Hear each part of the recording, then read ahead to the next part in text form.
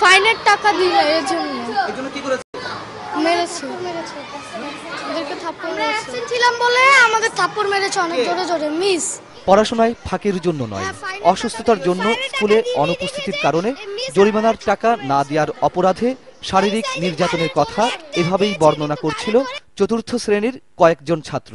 শারীরিক নির্যাতনের বিরুদ্ধে শিক্ষা মন্ত্রণালয়ের প্রজ্ঞাপন আর উচ্চ আদালতের নির্দেশের পরও শিক্ষকদের এ ধরনের আচরণে ক্ষুব্ধ অভিভাবকরা। আমার বাচ্চা কালকে ক্লাসে বলছে মিস আমার গার্জিয়ান বলছে এপ্রিলে বেতনের সাথে জরিমানা দিবে। মিস বলছে তোমার গার্জিয়ান কি জানে বলে বাচ্চারা থাপ্পড় মেরে দিছে। লাইসেন্সের জন্য টাকা ব্যাংকে জমা দিতে বলছি, সেটা জমা দিতে দেরি হয়েছে বলে আমার বেবিকে থাপ্পড় মেরেছে ক্লাস টিচার। এইটা তো টলারেট করা যায় না। ছয়তলা থেকে শার্ট তুলে নিচে ফেলে দেয়, যাও তুলে আনো গিয়ে। Wills Little Flower school and কলেজে বিভিন্ন অনিয়ম আর শিক্ষার আড়ালে বাণিজ্যের অভিযোগের যেন শেষ নেই। এবছরের জন্য মানে অ্যাপলের টাই, তারপর শু, ব্যাগ, তারপর ওয়াটার পার্ক সবগুলি হুইলসের লোগো দেওয়া, এই নতুন কিনতে হবে। এইখানে একটা মনোগ্রাম, এইখানে একটা মনোগ্রাম, জুতার মধ্যে মনোগ্রাম, ব্যাগের মধ্যে মনোগ্রাম।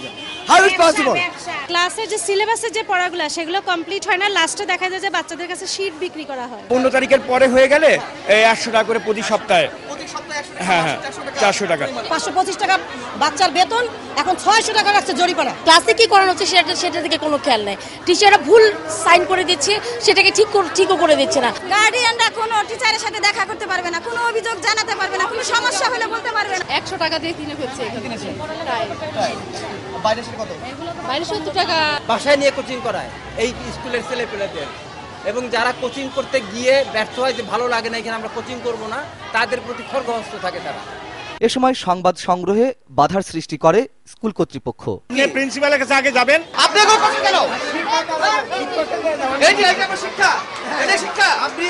আপনার নাম কি? আপনার নাম কি? আমার নাম যাই হোক। শিক্ষার্থী এবং অভিভাবকদের সব অভিযোগ প্রথমে অস্বীকার করলেও পরে অবশ্য তা স্বীকার করে নেন স্কুলটির অধ্যক্ষ। আপনি যেটা বলছেন অনেক সমস্যা আমার আছে এবং সমস্যা একদিনে ক্লিয়ার না, দীর্ঘদিন হয়েছে। আমি তখন পারবো সব টিচারগুলো বের করতে পারবো। অভিভাবকরা বলছেন নামি দামি স্কুলের অবস্থা যদি এমন হয় তবে সন্তানদের তারা পড়াবেন কোথায়?